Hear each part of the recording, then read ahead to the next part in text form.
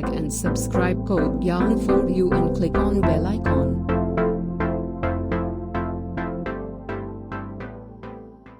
इस वीडियो में हम लोग देखेंगे introduction of Python. Python programming language को जो इंट्रोड्यूस किया गया था वो किया गया था 1991 में। पाइथन प्रोग्रामिंग लैंग्वेज आपका 1991 में इंट्रोड्यूस हुआ था और जो इसका कमर्शियल वर्जन लॉन्च हुआ था यानी इंट्रोड्यूस हुआ था वो हुआ था 1994 में। पाइथन प्रोग्रामिंग लैंग्वेज का नाम किसी स्नेक पे नहीं पड़ा था। पाइथन प्रोग्रामिंग लैंग्वेज का जो नाम पड़ा था वो पड़ा था उस समय एक बहुत ही फेमस ब्रिटिश सीरीज आता था Monty pythons flying circus. Python programming language का नाम इसी पाइथन फ्लाइंग सर्कस में जो पाइथन वर्ड था उसी के नाम पर पाइथन प्रोग्रामिंग लैंग्वेज का नाम रखा गया था। पाइथन प्रोग्रामिंग लैंग्वेज जो है वो आपका ओपन सोर्स प्रोग्रामिंग लैंग्वेज है। ओपन सोर्स का मतलब होता है वैसा प्रोग्रामिंग लैंग्वेज जो डेवलप्ड हुआ हो under OSI approved open source license के अंदर। इसमें हम लोग कोई भी चीज डेवलप करने के लिए हम लोग को कोई भी पेमेंट करने का जरूरत नहीं है, कोई भी लाइसेंस परचेज करने का जरूरत नहीं है। इवन अगर हम इसका यूज कमर्शियल वर्जन कोई भी एप्लीकेशन बनाने के लिए कर रहे हैं तो उसके लिए भी हमको किसी भी को पेमेंट नहीं करना है, कोई भी लाइसेंस हम लोग को परचेज नहीं करना है। इसका मतलब है कि ये completely free of cost available होता है। ठीक है। पाइथन प्रोग्रामिंग लैंग्वेज में नेक्स्ट पॉइंट जो है आपका design of Python. Python programming को डिजाइन कैसे किया गया है तो पाइथन प्रोग्रामिंग ध्यान रखिएगा कि ये object oriented high level programming language है। पाइथन प्रोग्रामिंग जो है वो object oriented high level programming language है। पाइथन प्रोग्रामिंग जो है लैंग्वेज जो है वो केस सेंसिटिव प्रोग्रामिंग लैंग्वेज है। ऐसा नहीं है कि HTML जैसा है इसमें हम लोग कैपिटल और स्मॉल का डिफरेंस नहीं रखेंगे, ऐसा नहीं है। इसमें अगर जहाँ पर भी जो भी स्मॉल में लिखना है वो स्मॉल में लिखेंगे, जहाँ कैपिटल यूज होता है अगर इसके सिंटेक्स में वो मेंशन है तो वहीं पर हम लोग कैपिटल लेटर का यूज करेंगे। जैसे आपका C और C++ था वो केस सेंसिटिव प्रोग्रामिंग लैंग्वेज था, उसी ढंग से आपका पाइथन भी केस सेंसिटिव प्रोग्रामिंग लैंग्वेज है।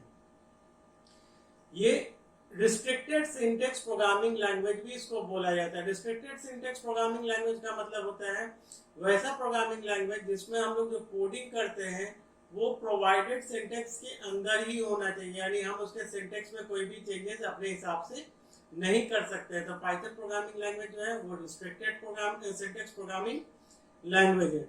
इसमें बहुत सारा चीज जो इंस्पायर्ड हुआ है ना, पाइथन प्रोग्रामिंग लैंग्वेज जो इंस्पायर्ड हुआ है वो सेटल प्रोग्रामिंग से इंस्पायर्ड हुआ है। सेटल का मतलब होता है सेट लैंग्वेज। सेट लैंग्वेज का मतलब है वैसा प्रोग्रामिंग लैंग्वेज जो मैथमेटिकल थ्योरी ऑफ सेट पर डिपेंडेंट है। तो ये सेटल लैंग्वेज से इंस्पायर्ड है।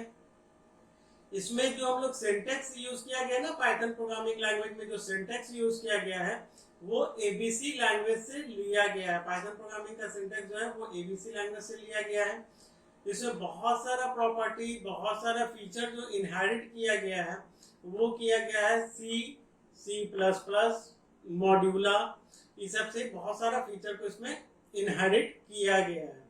पाइथन प्रोग्रामिंग लैंग्वेज में हमेशा ध्यान रखिएगा जो एक्सेप्शन हैंडलिंग का कॉन्सेप्ट आया है ना वो आपका मॉड्यूला प्रोग्रामिंग लैंग्वेज से आया है और इसका जो भी सिंटेक्स डिजाइन हुआ है वो हुआ है आपका ABC प्रोग्रामिंग लैंग्वेज से डिजाइन हुआ है। ठीक है। नेक्स्ट है platform independent. Python programming language आपका प्लेटफॉर्म इंडिपेंडेंट प्रोग्रामिंग लैंग्वेज। इसका मतलब है कि ये किसी भी प्लेटफॉर्म पर इजीली रन कर सकता है, उसके लिए कोई भी सिंटेक्स में कोई भी चेंजेस करने की जरूरत नहीं है। पाइथन प्रोग्रामिंग लैंग्वेज जो है आपका loose data type programming language बोला जाता है। Loose data type programming language का मतलब होता है वैसा प्रोग्रामिंग लैंग्वेज जिसमें वेरिएबल को डिक्लेयर करने की जरूरत नहीं है। डिक्लेयर करना मतलब क्या कि जैसे हम लोग C और C++ में लिखते थे इंट n, तो इंट n का वहां पर मतलब होता था कि जो n नाम का वेरिएबल है उसका डाटा टाइप कैसा होगा, इंटीजर होगा। पाइथन प्रोग्रामिंग में हम लोग को किसी भी वेरिएबल के आगे यानी एज ए प्रीफिक्स कोई भी डाटा टाइप मेंशन करने की जरूरत नहीं है। इसका मतलब ये नहीं है कि पाइथन प्रोग्रामिंग में डाटा टाइप नहीं होता है। पाइथन प्रोग्रामिंग लैंग्वेज में डाटा टाइप होता है। जैसे भी यूजर वैल्यू स्टोर कराता है ना वेरिएबल पर, वो प्रोग्रामिंग खुद से डिसाइड कर लेता है अकॉर्डिंग टू वैल्यू कि ये किस डाटा टाइप से बिलोंग करेगा। इसी का एक आनंद है, इसको हम लोग dynamic data type programming language भी बोलते हैं। इसका मतलब क्या हुआ कि रन टाइम में ये प्रोग्रामिंग लैंग्वेज आपके डेटा टाइप को डिसाइड करता है। आज के डेट में देखिएगा ना तो बहुत सारा पॉपुलर एप्लीकेशन जो है वो पाइथन प्रोग्रामिंग लैंग्वेज में डिजाइन किया गया है। सबसे पहला एप्लीकेशन की बात करें तो आपका यूट्यूब है, उसके बाद आपका गूगल है, गूगल के बाद अगर देखिएगा तो ड्रॉपबॉक्स आता है वो, और उसके बाद इंस्टाग्राम। ये सब टाइप का जितना भी आज के डेट में एप्लीकेशन है, सारा का सारा एप्लीकेशन किसमें डिजाइन किया गया है, तो वो पाइथन प्रोग्रामिंग लैंग्वेज में डिजाइन किया गया है। पाइथन प्रोग्रामिंग लैंग्वेज का जो मेनली यूज होता है ना वो है, अभी तक जितना भी प्रोग्रामिंग लैंग्वेज हम लोग देख रहे थे उसमें क्या था, वो टारगेट बेस्ड होता था। जैसे अगर जेएसपी की बात करें तो जेएसपी प्रोग्रामिंग लैंग्वेज क्या था, वो client server architecture based programming language था। जब भी इसमें हम लोग कोई भी डिजाइन करते हैं एप्लीकेशन, वो आपका वेब बेस्ड एप्लीकेशन ही होता। जैसे अगर पीएचपी की बात करें तो पीएचपी भी आपका client server architecture based programming language है। तो उसमें भी क्या होता कि आपका जो भी एप्लीकेशन डेवलप होगा ना वो क्लाइंट सर्वर आर्किटेक्चर को ही फॉलो करेगा और वेब बेस्ड एप्लीकेशन ही डेवलप होगा। आज के डेट में हम लोग पीएचपी में पीएचपी डेस्कटॉप का यूज करके डेस्कटॉप एप्लीकेशन डिजाइन करते हैं, लेकिन उसमें भी क्या होता है कि क्लाइंट सर्वर आर्किटेक्चर को वो भी फॉलो करता है। यानी लुक और फील में वो डेस्कटॉप एप्लीकेशन लगता है, रियल में वो क्या है, क्लाइंट सर्वर आर्किटेक्चर को फॉलो करके वेब बेस्ड ही रहता है। लेकिन पाइथन प्रोग्रामिंग में देखिएगा ना तो इसमें क्या है कि आप डेस्कटॉप एप्लीकेशन भी डिजाइन कर सकते हैं, वेब एप्लीकेशन भी आप डिजाइन कर सकते हैं, मोबाइल एप्लीकेशन भी आप डिजाइन कर सकते हैं। आप इसमें आईओटी एप्लीकेशन भी डिजाइन कर सकते हैं। आईओटी एप्लीकेशन के साथ साथ आप एआई विथ मशीन लर्निंग का भी यूज पाइथन प्रोग्रामिंग लैंग्वेज में कर सकते हैं। आज के डेट में बहुत पॉपुलर एप्लीकेशन है आपका ओला, उबर। उसमें क्या होता है, जब हम लोग कैब बुक करते हैं तो उसके बाद हम लोग कैब को फॉलो कर सकते हैं कि कैब मेरा डेस्टिनेशन की तरफ आ रहा है तो अभी कहाँ पर पहुंचा, तो उसको स्टेप बाय स्टेप हम लोग फॉलो कर सकते हैं, कैब को मूव करते हुए देख सकते हैं। तो ये कैसे पॉसिबल होता है, ये एआई के थ्रू पॉसिबल होता है, यानी आर्टिफिशियल इंटेलिजेंस के थ्रू पॉसिबल होता है। पाइथन में हम लोग बहुत इजिली इंटीग्रेट कर सकते हैं आपके एआई को। उसके बाद अगर देखिएगा पाइथन प्रोग्रामिंग तो कंसोल इनपुट के लिए भी होता है, कंसोल अपने एप्लीकेशन के लिए भी डिजाइन किया जाता है। उसके साथ साथ आपका डाटा साइंस के लिए भी पाइथन का यूज किया जाता है। और अभी देखिएगा तो सबसे इंपॉर्टेंट क्या है कि बिग डेटा एनालिटिक्स के लिए भी पाइथन प्रोग्रामिंग का यूज किया जाता है। पाइथन को किसी भी लैंग्वेज के साथ बहुत ही इजिली इंटीग्रेट किया जा सकता है। पाइथन प्रोग्रामिंग लैंग्वेज में अगर देखिएगा वर्जन ऑफ पाइथन, तो सबसे पहले पाइथन 1 आया था जो ईयर 1994 में लॉन्च हुआ था। पाइथन 1.5 जो था वो ईयर 1997 में लॉन्च हुआ था। पाइथन 1.6 जो आया था वो 2000 में आया था। उसके बाद पाइथन 2 आ गया था। तो पाइथन 2 को देखिएगा तो पाइथन 2.0 भी 2000 में आया था, 2.1 भी आपका 2001 में आया था, 2.2 जो था वो आपका 2001 में आया था। ऐसे ही डिफरेंट वर्जन आपका डिफरेंट ईयर में आते गया था। पाइथन 2.7.15 जो था वो आपका फर्स्ट में 2010 पे इंट्रोड्यूस किया गया था। तो उसके बाद आपका पाइथन 3 आया था। पाइथन 3 की बात जब कीजिएगा तो वो 3.0 जो इंट्रोड्यूस हुआ था वो हुआ था 2008 में इंट्रोड्यूस हुआ था।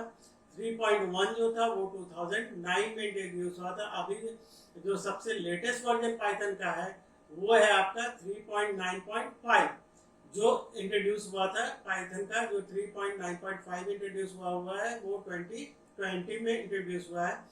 हम लोग इस पूरे सीरीज में पाइथन 3.9.5 को ही फॉलो करेंगे।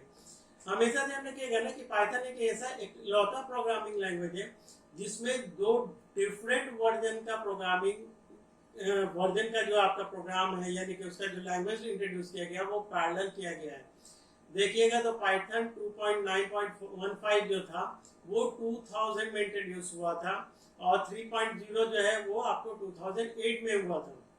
इसका मतलब क्या हुआ, पाइथन 2 का भी अपडेशन आ रहा था लगातार और पाइथन 3 का भी आ रहा था। दोनों का अपडेशन एक साथ आ रहा था। जनरली कोई भी लैंग्वेज में देखिएगा ना कि एक का अपडेशन जब क्लोज होता है तो न्यू अपडेशन स्टार्ट होता है। यानी नया वर्जन स्टार्ट होता है। लेकिन पाइथन में ऐसा नहीं है, इसमें दोनों वर्जन का अपडेशन अभी भी आ रहा है। लेकिन एक चीज ध्यान रखिएगा कि पाइथन प्रोग्रामिंग लैंग्वेज जो है उसमें पाइथन 2 और पाइथन 3 में बहुत बड़ा डिफरेंस है। पाइथन 2 को हम लोग लीगेसी प्रोग्रामिंग लैंग्वेज बोलते हैं और पाइथन 3 को हम लोग करंट प्रोग्रामिंग लैंग्वेज बोलते हैं। पाइथन 2 का कोई भी कोड पाइथन 3 में रन नहीं करेगा। हाँ, पाइथन 2 का जो भी कोड है वो पाइथन 2 के डिफरेंट वर्जन में तो रन कर सकता है, लेकिन पाइथन 3 के किसी भी वर्जन में वो रन नहीं करेगा। उसी ढंग से पाइथन 3 का कोई भी कोड पाइथन 2 में नहीं रन करेगा, वो पाइथन 3 के डिफरेंट वर्जन में रन कर सकता है। ये बहुत बड़ा डिफरेंस है पाइथन 2 और पाइथन 3 में। हम लोग कुछ कंपैरिजन करेंगे पाइथन 2 और पाइथन 3 के बीच में।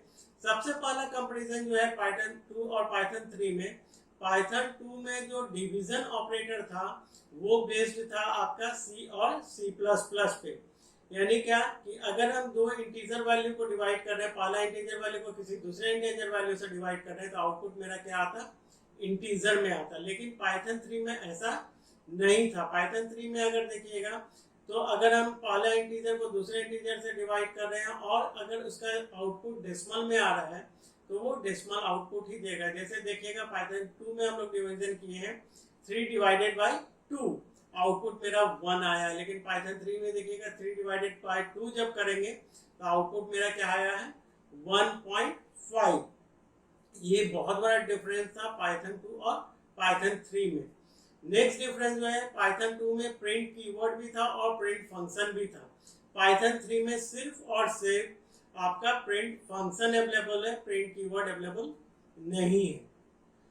पाइथन 2 में जो स्टोरेज होता था यानी वेरिएबल का जो स्टोरेज होता था वो ASCII कोड पे होता था। जैसे मान लीजिए स्मॉल ABC ले रहे हैं तो स्मॉल a का वो क्या यूज करता था, 97, यानी उसका ASCII वैल्यू को यूज करता था। लेकिन पाइथन 3 में देखिएगा तो ये यूनिकोड बेस्ड होता है, यानी कि ये यूज क्या करता है, कैरेक्टर को यूज करता है। ये बहुत बड़ा डिफरेंस है पाइथन 2 और पाइथन 3 में।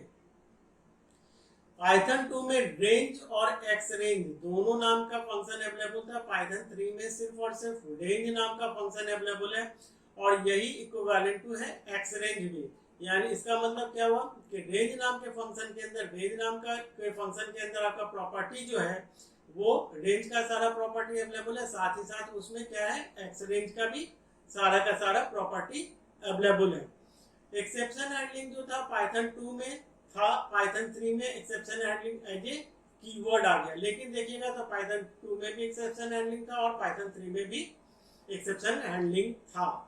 उसके अलावा देखिएगा तो पाइथन 2 में रॉ इनपुट अंडरस्कोर इनपुट नाम का फंक्शन था और इनपुट नाम का भी फंक्शन अवेलेबल था। इनपुट फंक्शन क्या करता था, रीड करता था डाटा को और फिल्टर करता था, यानी डाटा टाइप को चेक करने का काम करता था। पाइथन 3 में सिर्फ और सिर्फ इनपुट नाम का फंक्शन था जो equivalent to raw underscore input के था।